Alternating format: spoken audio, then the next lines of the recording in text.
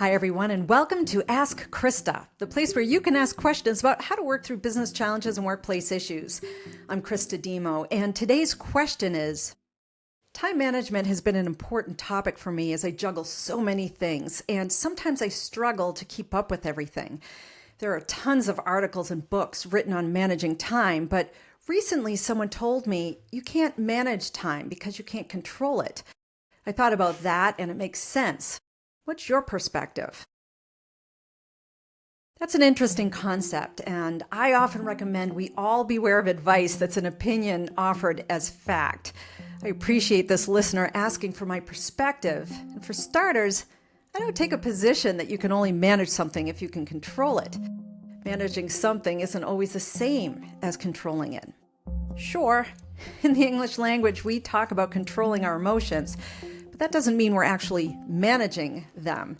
In fact, when we have to manage them the most, or at least be effective with how we manage them, we are managing them because we have or feel we are not in a position to control them very well. For example, if we're in a library or in the audience of a serious panel discussion and something funny happens, we can hopefully control an outburst of laughter, but after we spend the energy avoiding an outburst, we then usually have to take the next several minutes to manage the urge to laugh. And if something's funny enough, it's nearly impossible to not laugh, which would be the ultimate control, but we can certainly manage it well enough until we leave the library or get through the serious part of the panel discussion. At least, that's what we try to do. And so, my perspective is this. For starters, let's not couple up the concept of managing time with controlling time. Let's not put yet one more constraint on what we all struggle with at a different time in our lives, fitting it all in. The fact that we constrain our time as much as we do is in part why we struggle with time management. And what I've seen the most is how many people disregard the need for rest, for staring out a window and giving our brain a work break. Now, I agree with this listener in that there are tons of articles and books written on managing time. And that alone should signal to all of us that no one has figured out an equation that works for everyone. And as a big part of that, it's how everyone's perspective and perception of time is different. Some live by routines and strict schedules, and that's how they fit everything in. Others take a breezier approach with a beginning and an end to the workday and a beginning and an end to the post-workday. And they live a less structured life in between those parameters. And others take a more hybrid approach. Strict structure when needed, easy breezy when possible. There's no one-size-fits-all when it comes to time management. A big part of that is this. Time is a human construct, and I talk a lot about this. Time as a means of measuring our days and nights was created by humans. Of course, nature has schedules, meaning that some plants follow the sun throughout the day. Some animals are only active at night. It's more about schedules, and more about a schedule for thriving. You know what else is a human construct, though? Control. And most humans believe that if we control something, especially if we learn to control it really well, then we've mastered it. And by mastering it, we are better able to manage it. Except, it just isn't true for everything. Beware of advice that's an opinion offered as fact. Going back to the example about laughter, yes, if we learn to control an outburst, then we might master our ability to, as the saying goes, keep a straight face. We've all seen comedic actors do this. One of the best is Melissa McCarthy. Improv during movies famously break up her fellow actors. Perhaps the best example is a well-known outtake from the 2012 movie This Is 40, where the three main characters are sitting in a principal's office and she begins to improv, and her co-stars, Paul Rudd and Leslie Mann, can't keep a straight face. By the way, shout out to the actress playing the principal, Joanne Baron, who also kept a straight face. You'll have to look it up. The improv scene has some saucy language in it, so I'm going to keep it out of my show notes, but it's a master class on mastering emotions. And that's perhaps one of the few times having control over something has a direct line to how well you manage it. With enough skill and practice, we can control our emotions, and that is in large part how we manage them. But emotions happen within us and as a response to what's going on inside of us or a response to what's going on outside of us. That's not time. Time is a human construct. It's built around the concept of splitting up and organizing the days and the nights.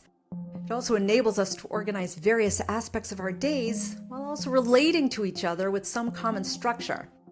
Norms, even contributions to society, are enabled because of time. For example, in some communities, you cannot start loud construction work before 7 a.m. or 8 a.m. In other communities, especially towns and cities with a lot of on-road commuters, paving is only done between 8 p.m. and 5 a.m. When those situations are well known, we are better able to manage our days and our nights. We're better able to manage our time too. But as a construct, I'm not sure we're required to control time in order to improve our management of it or to manage it to begin with. That's my perspective. Now, if you're wondering, so what does it all mean, Christa? How can we better manage our time, whether we can control it or not? My first answer is, lose the need to feel you must control time in order to manage it. There's just too much about time we have no control over. Second, make friends with time. Resist the urge to feel like time is something that's against you, that it ruins your day because there's never enough of it. That it pushes you to use up every inch of sunlight and then all the hours before you go to bed. Time doesn't do that to us. We do it to ourselves. So make friends with time and take a step back. Acknowledge that it's a human construct, and as such, while time's a ticking, as the saying goes, and time goes on, also as the saying goes, we have a lot more control over what we do with our time than we think. So after losing the need to feel you must be able to control time to manage it, and after making friends with time, start using it to your advantage. Now, because there's so much available in terms of time management, I'm not going to go into various time management techniques. Remember, everyone feels differently about time, so you have to find what works best for you. But here are a few common tips about time management anyway. Number 1, where do you feel the most squeezed?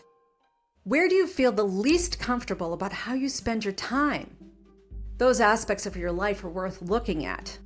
Chances are it's an obligation to others, where you feel you must spend your time, not where you want to spend your time, but where you feel you have to spend your time. And this could be in your personal life or your professional life. Wherever it is, you probably feel that it's not the best use of your time, so see if you can change some of those obligations. Drop some of them, reassign them, or put a timeline to it for when you feel you can make some changes. Number 2, open up space in your days to get things done that are important to you. And this could be resting your brain, sitting in a silent room, playing a brain game, or any other use of your time that feels useful to you.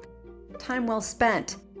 Depending on where you are in your life and the habits you've formed about time and time management, this could be a challenging transition from using your time where you think it should go over using your time where you want it to go. And third, last, if you're going to read articles and books about time management, make sure it's the right one for you. If you're a working parent with children who have a lot of extracurricular activities, sports, music, various clubs, and you're the one driving them to and from, a lot of your afternoons will be going toward others. There's a timeline to that. It's not forever. But look for the articles that focus on working parents or working guardians with kids who have busy schedules. Stay clear away from a book written by someone who has no kids or who has someone taking care of their children telling you how to manage your time. They probably have great ideas, but it's not compatible with your life, so it's not going to help at all.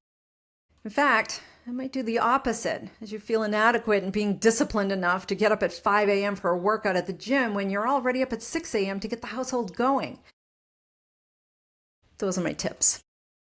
For your resources, I've included a page from Fiveable about human constructs so you can start to see time for what it is. If you're not familiar with Fiveable, it's a social platform focused on learning how to test and improve for high school students studying for advanced placement courses. It's a pretty cool site, and I go there, even though clearly I'm not in high school and I'm not studying for advanced placement courses, but It's got a lot to offer, and it's cool to learn about those kinds of things, or even getting refreshers on some of the basics. Sometimes it's not so basic. I've also included a peer-reviewed paper coming out of PLOS One, listed on the National Library of Medicine's PubMed Central, called Does Time Management Work? A Meta-Analysis.